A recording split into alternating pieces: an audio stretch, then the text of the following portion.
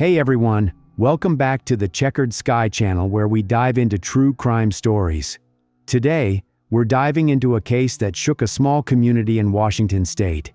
A story of a young woman with big dreams, a night that went terribly wrong, and a mother's desperate search for answers. This is the story of Alyssa May Noceda. On February 3, 2018, Alyssa Noceda, an 18-year-old from Everett, Washington, kissed her mom goodbye and headed out to a party. That night, Alyssa packed a bag with extra clothes, a sign she planned to stay over after the party. It was at a mobile home near Martha Lake, just a short drive from her home in Everett. Parties like this weren't unusual for Alyssa. She loved hanging out with friends, catching up, and just being 18. Her mom, Gina, knew she was headed out for the night and trusted her to stay safe. Alyssa was responsible, always checking in. But as the hours ticked by, something felt off. By February 5th, Gina hadn't heard from Alyssa. No texts, no calls, no sign of her since 8 p.m. on February 3rd. For a mom who described her daughter as someone who'd always keep in touch, this silence was deafening. Alyssa wasn't the type to just vanish. Gina's worry grew into panic. She took to Facebook, posting a desperate message. "I haven't seen or heard from my daughter since Saturday night. If anyone knows anything, please contact me." That post, made on February 5, 2018, was a cry for help, a mother's plea to find her child. What happened at that party? Why wasn't Alyssa answering? The mobile home near Martha Lake held the answers, but for now, all Gina had was fear and a growing sense that something was terribly wrong. Alyssa's disappearance wasn't just a mystery, it was the start of a nightmare that would unravel a devastating truth. Alyssa was born August 25, 1999, in Everett, Washington, a working-class city about 25 miles north of Seattle. As the firstborn child of her mother, Gina Pearson, Alyssa grew up with a younger sister, who was just 7 years old in 2018. Gina described Alyssa as outgoing, smart, and determined, a young woman with a vibrant personality who made friends easily. Alyssa attended Mariner High School in Everett, a public school known for its diverse student body. But like many teenagers, her path wasn't perfectly linear. Around 2016 or 2017, Alyssa took a break from high school for about a year. Instead of sitting idle, she got a job at a pizza restaurant on Whidbey Island, a scenic spot across Puget Sound from Everett. The job wasn't easy. She had to commute by ferry from Mukilteo, a trip that could take over an hour each way, depending on the schedule. It was a grind, but Alyssa stuck with it, showing her work ethic and independence. That job was more than just a paycheck for Alyssa. It was a step toward figuring out her future. According to her mom, Alyssa was proud of the responsibility and the chance to earn her own money. She'd always been close to her family, especially her little sister, and she wanted to set a good example. Gina often spoke of Alyssa's determination, noting how she balanced work with her plans to return to school. In early 2018, Alyssa had started gathering paperwork to re-enroll at Mariner High School. Her goal? To graduate alongside her friends, a milestone she was excited to reach. Outside of work and school, Alyssa was a typical 18-year-old. She loved hanging out with friends, whether it was catching up over food or just chilling together. Everett was her home base, a place where she felt comfortable navigating the local scene. Coffee shops, parks, and the occasional party. Alyssa wasn't perfect, but she had a drive to keep moving forward, whether it was through her job, her plans for school, or her relationships with family and friends. On the evening of February 3, 2018, Alyssa was getting ready to head out. That day, she told her mom, Gina, she was going to a party at a mobile home in the 400 block of Lakeview Road near Martha Lake, just a few miles from home. For her, this was just another weekend hangout, nothing out of the ordinary. She yelled out to her family, saying she loved them, before heading out the door, as Gina later recalled. It was a small moment, but one her mom would hold on to later. Martha Lake is a quiet, suburban area in Linwood, about 15 miles north of Seattle. The mobile home park where the party took place was typical for the area. Tightly packed homes, families, and young people living side by side. The party was at a residence in this neighborhood, a spot where local teens and young adults often gathered. Alyssa knew people there, felt comfortable enough to bring an overnight bag, and likely expected a night of music, conversation, and maybe some drinks. Parties like this weren't uncommon for her crowd, friends catching up, some letting loose after a long week. What we know about that night comes from court records and police reports. Alyssa arrived at the mobile home, joining a group of young people. The atmosphere was casual, the kind of gathering where music played and conversations flowed. But like many parties, there were prohibited substances circulating. Court documents note that Alyssa spent time in a bedroom at the residence, hanging out with others. What exactly happened in that room would later become a focal point of the investigation, but at this stage, all we know is that Alyssa was there, socializing, and part of the scene. She was last seen by friends at the party, but as the night wore on, something went wrong. The next morning on February 4th, she wasn't answering her phone, which was unusual for someone who typically stayed in touch with her mom. Gina later told reporters she had a bad feeling when Alyssa left that night, but didn't act on it. Alyssa's friends, too, lost track of her. No one could say exactly when or why she stopped engaging with the group. By February 5th, when Gina hadn't heard from Alyssa for nearly 2 days, she took to Facebook, posting a desperate plea. "I haven't seen or heard from my daughter since 8 p.m. on Saturday." That post, shared with friends and family, was a sign of how serious things were getting. Alyssa's silence wasn't just out of character, it was alarming. Her younger sister, her mom, and her friends were left wondering where she could be. Had she decided to crash somewhere else? Was she okay? The answers were still hidden in that mobile home near Martha Lake. Friends who'd been at the party were questioned informally by Gina and others, but no one could pinpoint exactly when Alyssa was last seen or if she'd left the mobile home. The lack of answers pushed Gina to contact the Snohomish County Sheriff's Office, turning her personal search into an official missing persons case. Police began their investigation by focusing on the last place Alyssa was known to be, the mobile home on Lakeview Road. According to court documents, detectives interviewed people who attended the party, trying to piece together a timeline of Alyssa's movements. Early on, the trail was murky. Partygoers gave vague or conflicting accounts, and no one could confirm if Alyssa had left the residence or stayed behind. The investigation took a critical turn when police received a tip. Court records show that someone who'd heard details about the party contacted authorities, raising concerns about what might have happened to Alyssa. The tip pointed detectives back to the mobile home, suggesting that the answers to Alyssa's disappearance were still inside.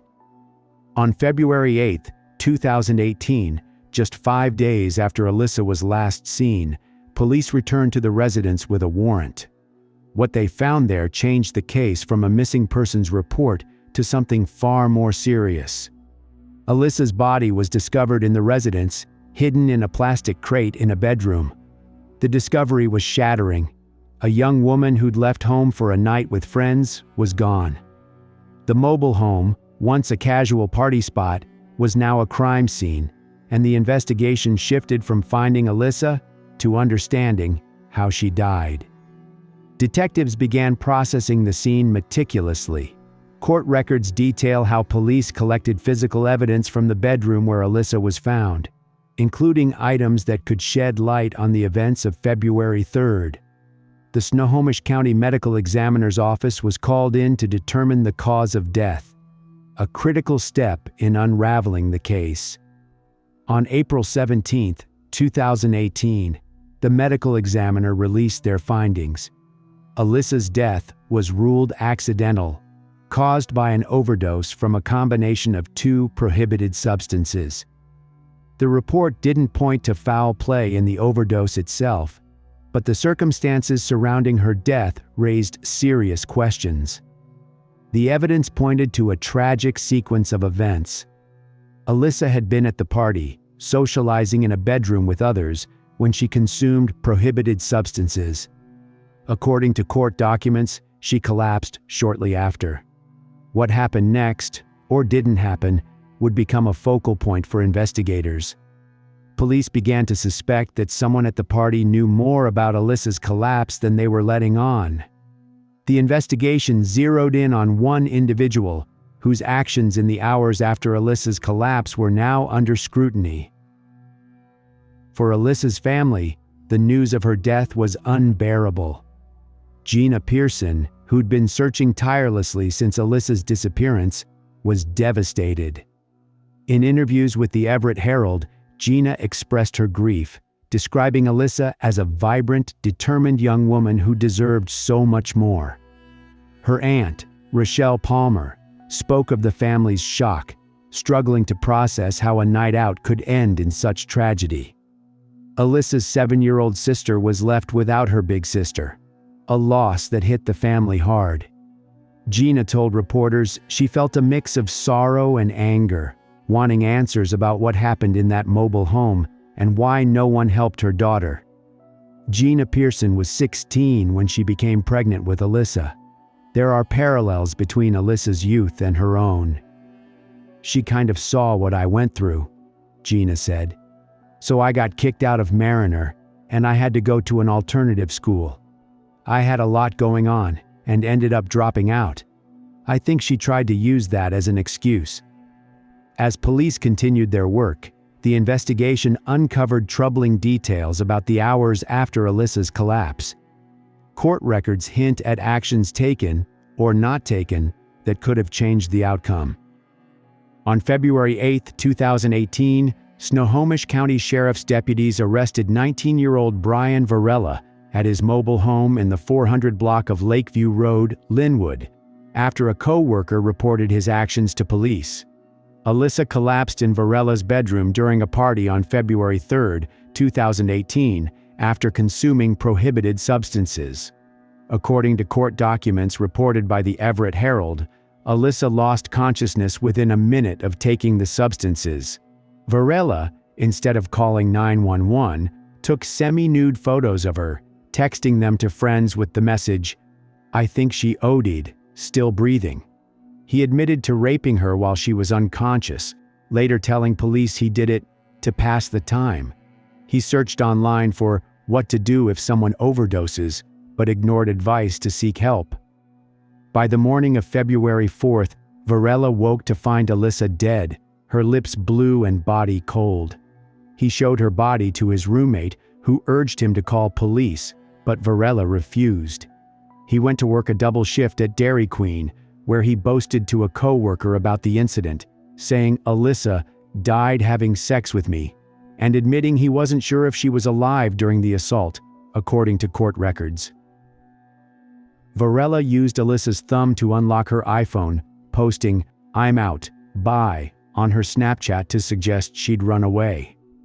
He washed her body to remove DNA evidence, broke her leg to fit her into a plastic crate obtained from his mother's nearby home, and planned to bury her near Marysville with onions to mask the odor, intending to flee to Mexico. The co-worker, after seeing Gina Pearson's Facebook post about Alyssa's disappearance, alerted police, leading to Varela's arrest and the discovery of Alyssa's body on February 8 during a search of the mobile home. The judicial process unfolded in Snohomish County Superior Court. Varela was charged on February 9, 2018, with first-degree manslaughter, second-degree rape, and controlled substance homicide, with bail set at $500,000. Court records highlight the prosecution's challenge. Washington law didn't criminalize failing to seek help for an overdose unless the victim was a child, elderly, or pregnant, making first-degree manslaughter hard to prove. Proving second-degree rape was also difficult due to legal definitions around consent and unconsciousness. On September 20, 2018, Varela pleaded guilty to reduced charges in a plea deal: second-degree manslaughter, third-degree rape, and unlawful disposal of remains, a misdemeanor. Deputy Prosecutor Tony Montgomery explained to the Everett Herald that the deal ensured a conviction, as a trial risked acquittal on the original charges due to legal constraints. The sentencing hearing on November 15, 2018, was emotional. Alyssa's family and friends filled the courtroom, many wearing "Justice for Alyssa" hoodies, with some featuring her image and angel wings. Gina Pearson, Alyssa's mother, spoke tearfully, calling the plea deal a slap on the wrist, and Varela's actions heartless. One friend, Catherine Koziol, pointed out there were other young men who saw those photos of Alyssa dying. They had cracked sickening jokes too, but they were not facing any punishment for failing to call for help, she said.